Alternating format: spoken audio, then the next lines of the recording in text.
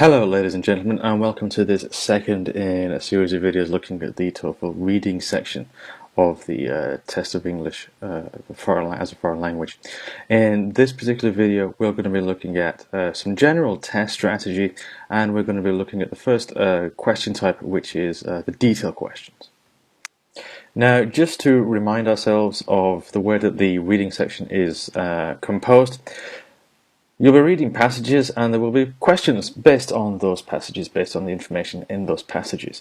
Each passage will be approximately 700 words.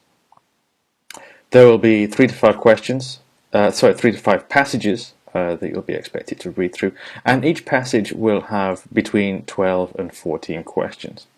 The allowed time that you'll be having is between 60 and 100 minutes.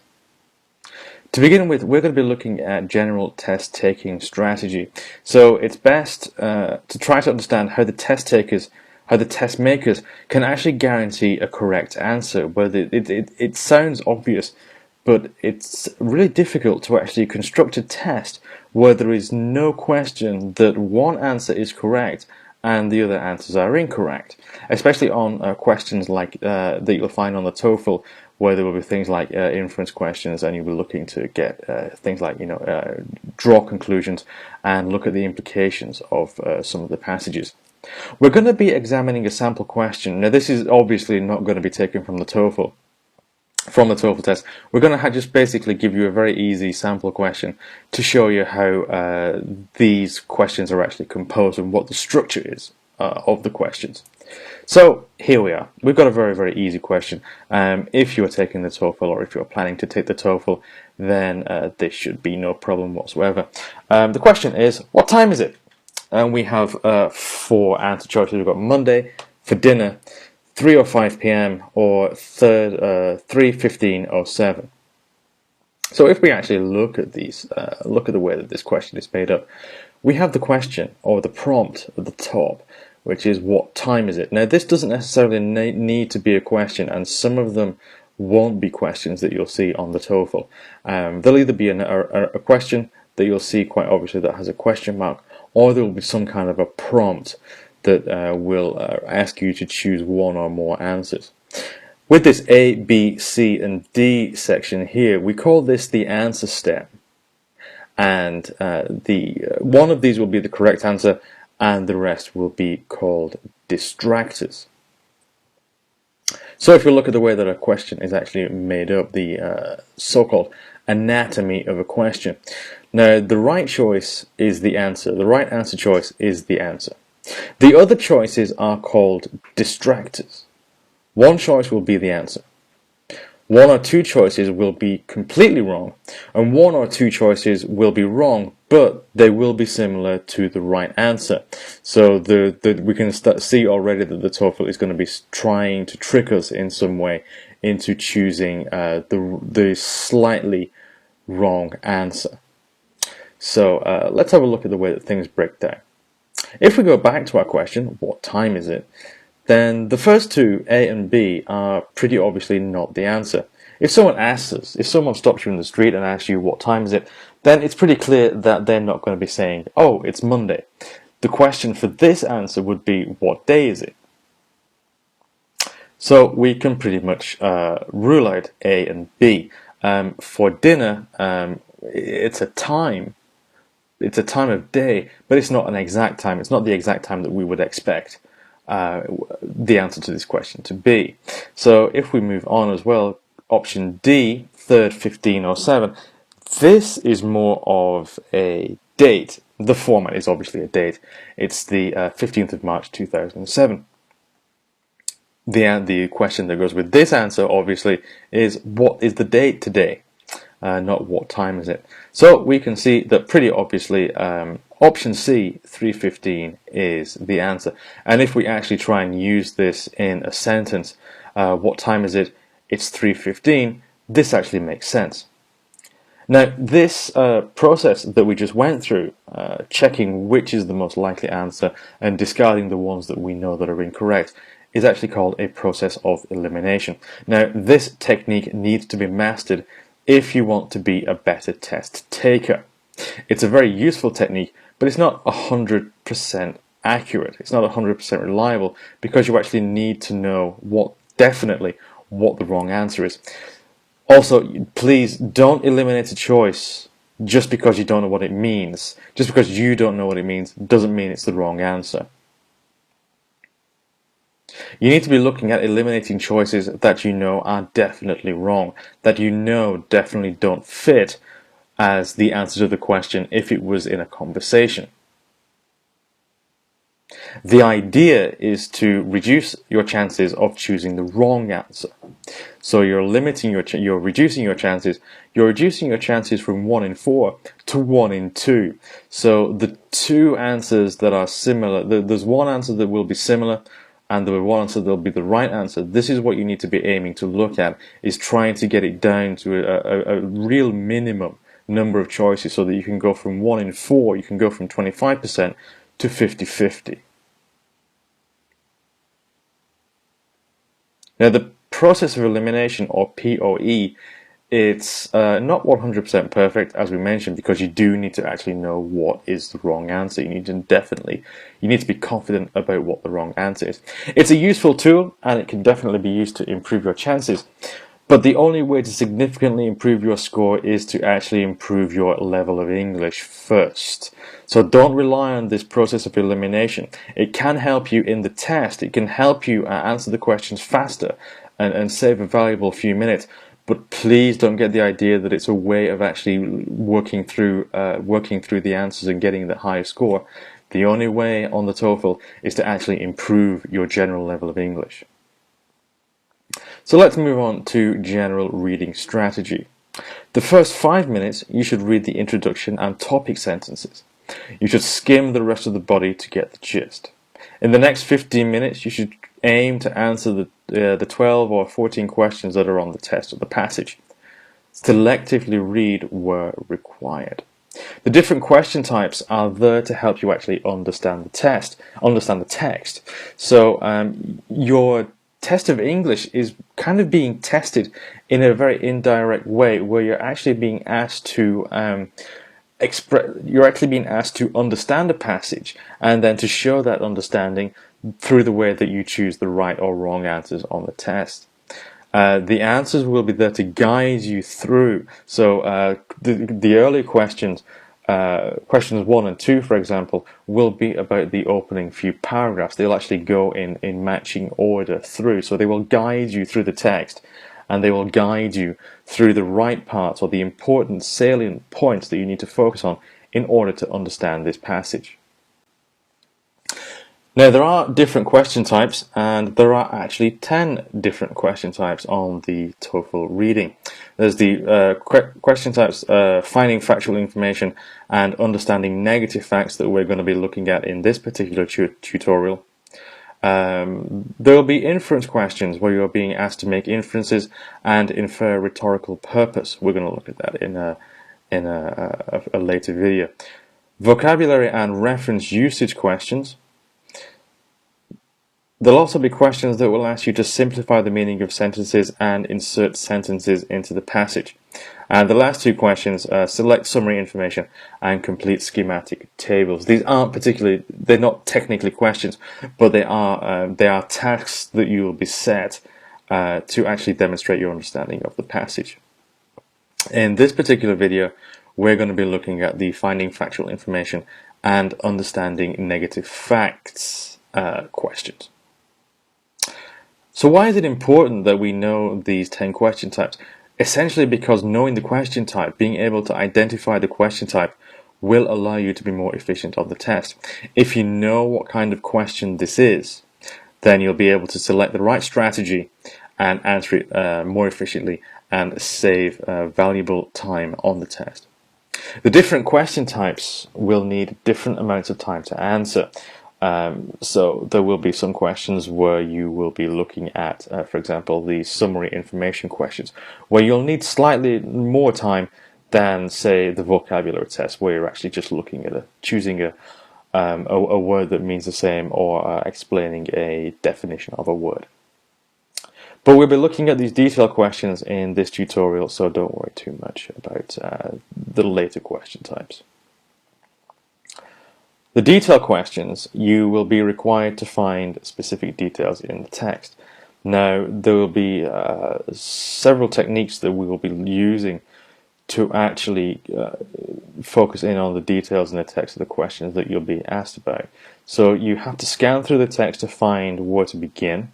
You need to read the text to get the right information. Scanning involves, as we looked at before, scanning involves looking for specific pieces of information as dictated by this prompt. Skimming is a little bit different. We looked at these differences. Skimming is different in that you're actually just looking to get the general idea and the general structure and organization of the text. Scanning is when you're going backwards. You're looking at the question and the text back to front. So you're using the prompt or the question to help identify the part of the text, the part of the passage that you should be looking at. So how can we identify a detailed question? Well, detailed questions often start off with wording like according to paragraph something something something, or you'll see something like what is stated in the paragraph about. Now, some detailed questions may ask you to find more than one answer. It will actually be on the question where you will see choose two answers that apply or something like that. So it won't just be a single choice, it will actually be a multiple choice of one or two answers. For these sample questions, we're going to be looking at some samples that are taken from the ETS Quick Prep download, which is available for free on the ETS website. We'll be looking at the first extract, The Rise of Teotihuacan.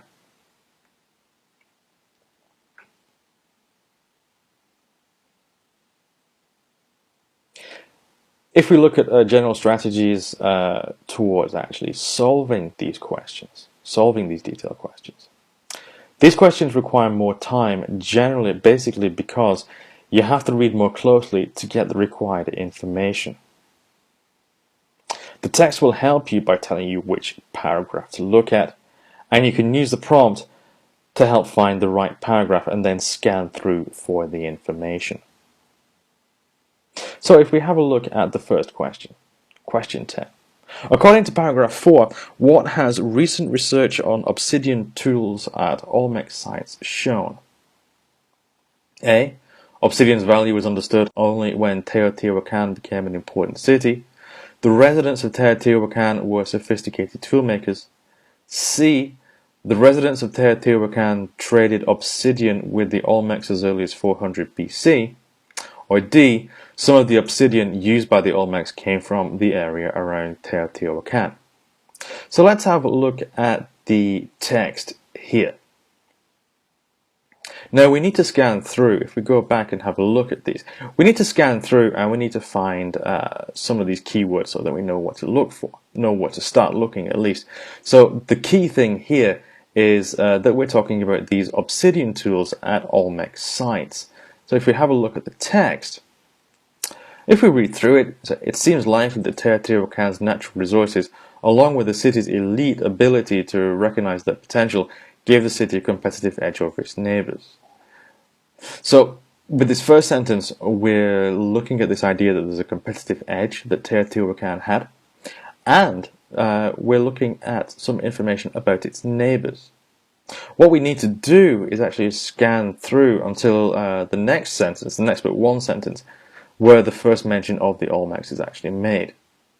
The hard volcanic stone was a resource that had been in great demand for many years, at least since the rise of the Olmecs. So this is where we find out who the Olmecs actually are, a people who flourished between 1200 and 400 BC, and apparently had a secure market.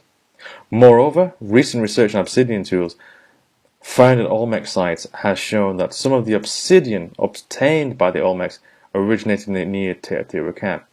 Teotihuacan obsidian must have been recognized as a valuable commodity for many centuries before the great city rose.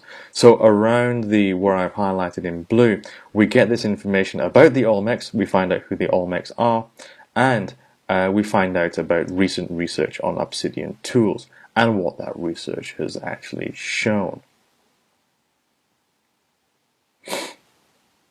When it comes into the idea of looking at confusing distractors, we need to be aware of a number of things.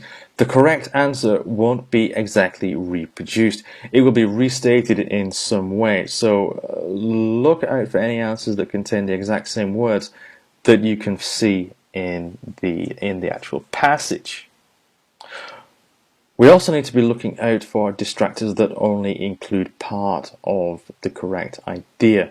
So while the one answer might include half of an idea or part of an idea, the whole sentence, the message as a whole, will not actually sum up correctly what you read in the text. And as well, be aware that numbers can be used to confuse you. So here we're talking about, in a historical context, we're talking about times in AD and BC. For example, we had this idea that the Olmecs were a people who flourished between 1200 and 400 BC. Now, if the answer contained details of, between 400 and 1200 AD, then this would be a confusing number distractor. This would be a way that the TOEFL would be trying to trick you. So now we can see both the passage, the text the paragraph that we've been asked to look at, and the questions and the answer choices together. So according to paragraph 4, what has recent research on Obsidian tools at Olmec sites shown? Now the information that is relevant to this, to answering this question, the Olmecs are actually mentioned in the middle of the paragraph. Mentions that the rise of the Olmecs were a people who flourished between 1200 and 400 BC. And apparently the Teotihuacan obsidian had a secure market with them. It also mentions the next sentence, moreover, recent research on obsidian tools found at Olmec sites has shown that some of the obsidian obtained by the Olmecs originated near Teotihuacan. So let's have a look at the answer choices one by one.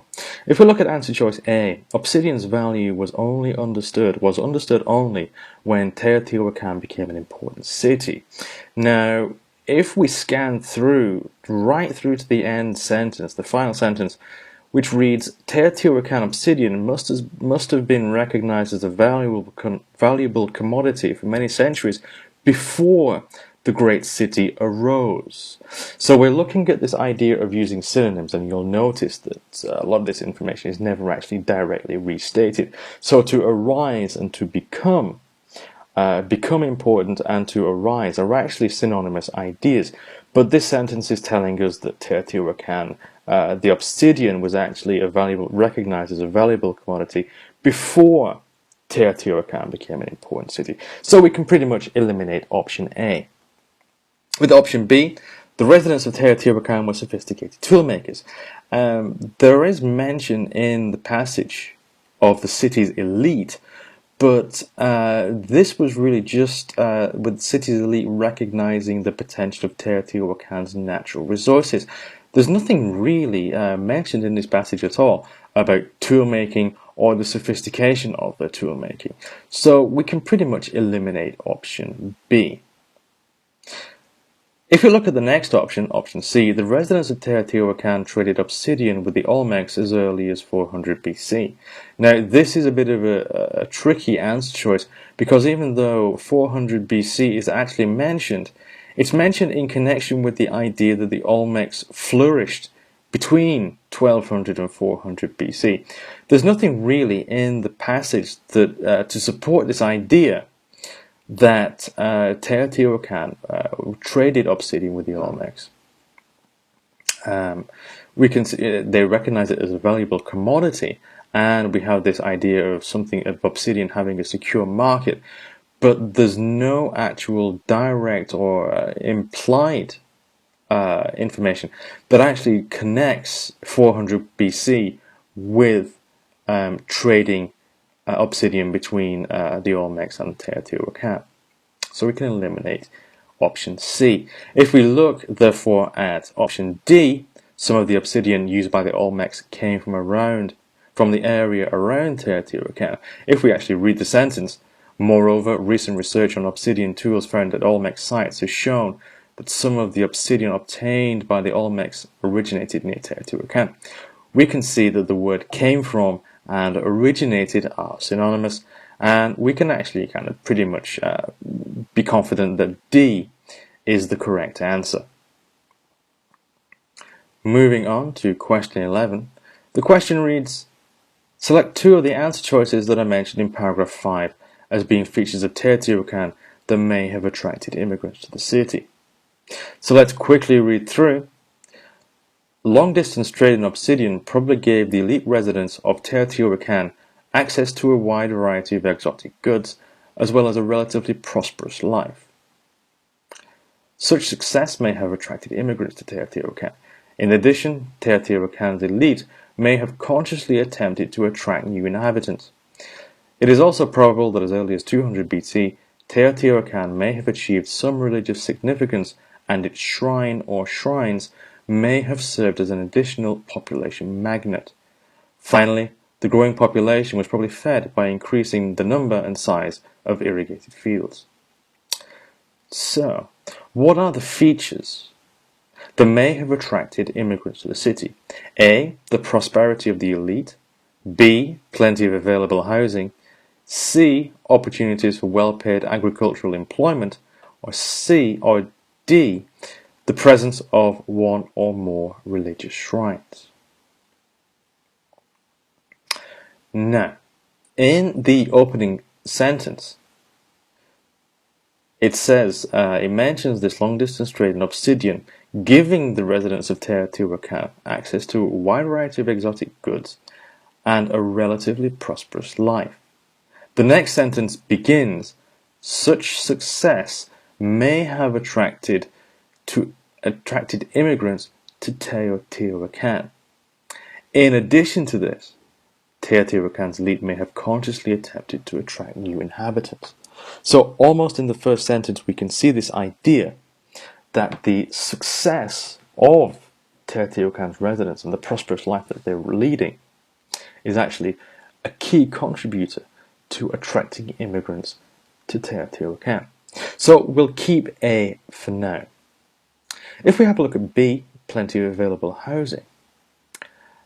Now, there's not really much here that mentions or is related to housing.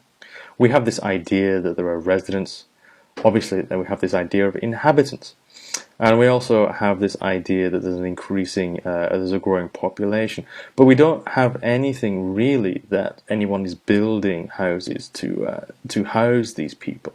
So I think that we can pretty confidently discard B as one of these possible answer choices. If we look at option C, opportunities for well-paid agricultural employment. Well, agriculture is mentioned, but it's only really mentioned in the last sentence. The growing population was probably fed by increasing the number and size of irrigated fields. So while the fields are getting bigger and there are more of them, there's not really any mention, there's not really any evidence in this paragraph that mentions people working in the agricultural sector having well-paid jobs. So I think we can pretty much discard option C. If we look at answer choice D, the presence of one or more religious shrines. So we scan through and we find almost in the middle of the paragraph, Teotihuacan may have achieved some religious significance, and its shrine or shrines may have served as an additional population magnet. This word population magnet at the end of the sentence. A magnet is obviously something that attracts metal, and a population magnet would be something that would be attracting people to moving to Teotihuacan. In this case, it's mentioned earlier in the sentence, its shrine or shrines may have served as an additional population magnet, which matches exactly, almost, it's completely reworded, the answer choice, but it matches with option D, the presence of one or more religious shrines. So with this question, we're actually asked to choose two answer choices that are mentioned in paragraph 5, when we can choose option A, the prosperity of the elite, and D, the presence of one or more of the religious shrines. So as we look through these two paragraphs, we can see that this idea of signal words is very, very important. Signal words are used to link information together. We're going to be covering them in a future tutorial. But for the scope of this tutorial, we're going to be focusing on words like first, next, however, for example, such as, and in addition. If we look at paragraph 5, then we can see the key sentence that we need to look at is in addition. And you can see that if we read through, in addition, Teotihuacan's elite may have consciously attempted to attract new inhabitants. So while we have in the previous sentence, we have this idea that the success, the prosperity of the inhabitants of Teotihuacan served to attract immigrants to the place.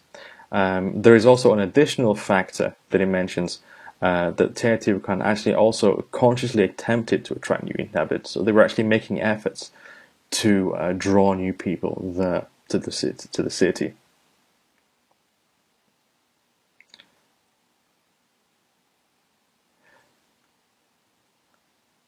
Looking at question type 2, we're going to be looking at negative fact. Now, for this question type, we're not going to be looking for negative, we're going to be looking for information that isn't in the text. This is what negative facts mean. So the distractors that you'll see in the answer stem will actually be the correct answers. You'll be given 3 correct answers and 1 incorrect answer, and you'll have to look for the one, you'll have to identify the one that is actually incorrect or not mentioned. So for this question type, you will have to read the passage for understanding, scan for the true statements, make sure that you verify that the statements mentioned in the answer stem are actually supported by text that you can find in the passage, and identify the false choices after verifying the true information. So this is a little bit easier, but you will be looking for information that isn't mentioned. Question type 2, these can be identified by the wording that you'll see. You'll see something like all are true except, or which of the following is not mentioned. We're going to have a look at question 2 with this one. So in paragraph 1, each of the following is mentioned as a feature of the city of Teotihuacan between AD 150 and 700, except A. Regularly arranged streets, B. Several administrative centers spread across the city, C. Many manufacturing workshops, or D. Apartment complexes. So if we look through the text, which of these is not mentioned as a feature of the city? So if we look through, the city of Teotihuacan, which lay about 50 kilometers northeast of modern-day Mexico City, began its growth.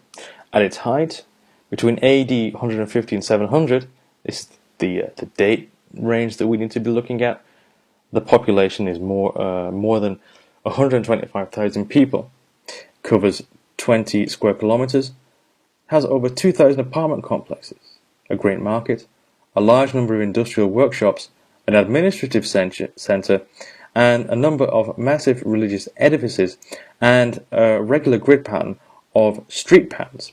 So in this part of the text, we can see this is the information that we want to be focusing on. We've got the 2,000 apartment complexes, that's option D, so we can get rid of that one, we can discard that one. A number of massive religious edifices, a regular grid pattern of streets and buildings. This is, you can have a look at option A here, regularly arranged streets, so we can actually disregard this one as well. If we look at option B, several administrative centers spread across the city. Now, this is where it gets a little bit tricky. So let's read through it again. It had over 2,000 apartment complexes, a great market, a large number of industrial workshops, an administrative center, a number of massive religious edifices, and a regular grid pattern of streets and buildings. If we look at option B, this mentions the word several administrative centers spread across the city. Now we have got this idea of industrial workshops, which is option C, many manufacturing workshops, so we can get rid of that. But there is no mention of several administrative centres being spread across the city. There is mention of one administrative centre, but there is only one. There aren't many of them. With the other constructions, with the other actual man-made creation, man-made objects here, the apartment complexes, the industrial workshops, the religious edifices, we can see words like over 2,000, a great market, a large number, a number of. But with the administrative centre, there's only one of them. So for option B, this is actually the correct answer. There is no mention of several administrative centres spread across the city. You have to look at this. You have to look at the language that's used, and you have to look at the details. So with the other things that were listed in the middle of this paragraph, we had words that basically meant that there were lots of them, but there was only one administrative centre. It really, with these detailed questions and these negative facts, you really have to look at the details. And this is why they're called detailed questions. Let's move on and have a look at question 5. Which of the following is not mentioned in paragraph 2 as a main factor in the development of Teotihuacan? The presence of obsidian in Teotihuacan Valley, the potential for extensive irrigation of Teotihuacan Valley lands, a long period of volcanic inactivity in the Teotihuacan Valley, or Teotihuacan's location on a natural trade route. So which of these is not mentioned in paragraph 2 as a main factor in the development of Teotihuacan? Let's have a look at the paragraph itself. So if we read through, then we almost start off paragraph 2. How did this tremendous development take place, and why did it happen in the Teotihuacan Valley? So you can see almost immediately that the opening sentence presents the question, and we're going to actually expect the text to answer this question for us. Among the main factors are Teotihuacan's geographic location on a natural trade route to the south and east of the Valley of Mexico, the obsidian resources in the Teotihuacan Valley itself, and the valley's potential for extensive irrigation. So again, we've got this list. We need to be looking at things that are not mentioned in this list. So if you go back to the question, which of the following is not mentioned in paragraph 2 as a main factor in the development of Teotihuacan? We look at option A, the presence of obsidian in the Teotihuacan Valley. So now we need to look for the mention of obsidian. It actually is mentioned, the obsidian resources in the Teotihuacan Valley and the valley's potential for extensive irrigation. We move on to the next sentence. The exact role of other factors is much more difficult to pinpoint. And then we've got another list, Teotihuacan's religious significance, the historical situation in and around the Valley of Mexico towards the end of the first millennium, the ingenuity and foresightedness of Teotihuacan's elite, and finally the impact of natural disasters such as volcanic eruptions in the late first millennium.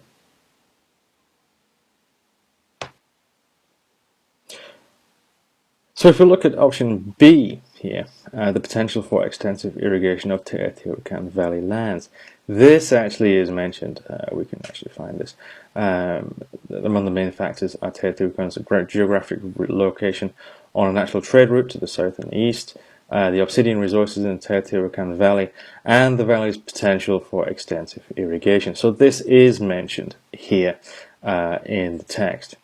If we look at option C, a long period of volcanic inactivity in the Teotihuacan Valley. Now, the volcano is mentioned at the end of the text. If we read through, we can see like the Teotihuacan's religious significance as a shrine, the historical situation in and around the Valley of Mexico towards the end of the first millennium BC, and the ingenuity and foresightedness of Teotihuacan's elite. Finally, the impact of natural disasters such as volcanic eruptions of the late first millennium. So while this option is mentioning it does mention volcanoes, but it doesn't actually mention volcanic inactivity. So this is something that we can keep. Okay, we'll keep hold of this one. We'll move on to option D, Teotihuacan's location on a natural trade route. Well, this is actually mentioned fairly early on at the start. It's among the main factors of Teotihuacan's geographic location on a natural trade route to the south and east of the Valley of Mexico. So this is mentioned. So while option C mentions a long period of volcanic inactivity, the final sentence, the end of the sentence, the end of the last sentence, actually mentions volcanic eruptions, which is volcanic activity. So option C is giving us this idea of volcanic inactivity, but the text is giving us the idea that there was quite a bit of volcanic activity. So for this question, option C would be the correct answer. Moving on to some final thoughts. Detailed questions ask you to scan for specific pieces of information. You need to read before and after to more carefully understand the information that's presented. Okay, so you need to go back and forth, make sure that your first impressions are confirmed by the information that you can read. The type 1 factual information questions, you need to find the answer choice that has the same idea. The wording will use synonymous language instead of exactly the same language. So if you remember when we worked at the manufacturing workshops, that was actually restated in the answers choices as industrial workshops. So synonyms will be used exactly the same question choices that have exactly the same answer, exactly the same wording, same language, will be suspect. The type 2 negative factual questions also ask you to eliminate the true answer choice to find the one that is false. Remember that you're looking for the one that doesn't appear in the text. Answer choices you need to be looking out for answer choices that use the exact wording of the text. Anything that you see like this is a red flag. You need to be suspicious of this answer choice. Answer choices that only give part of an idea. This is also something that should bring up a red flag, where only part of the answer is correct and some incorrect information is added. This means that you need to read through the answer choices that are presented. You need to read the question, read the answer choices, make sure that you understand both. Then you can start this process of elimination using the passage to help you. Also look out for any answer choices that give the wrong order or misrepresent numerical information. Be careful of dates, be careful of percentages. These will all be thrown in to confuse you.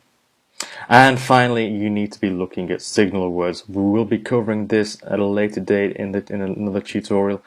But look at the signal words. The signal words will show you how the entire passage is organized. They'll show you how the one idea from one sentence will link with another idea in another sentence. It will actually show you how ideas in paragraphs links together. And they'll show you how a paragraph is organized. So look at these signal words, especially ones that begin with "in addition," because they're actually giving you the minor points that will support the major points that were previously described to you. Okay. That's the end of this video looking at the detailed questions and the negative facts question type.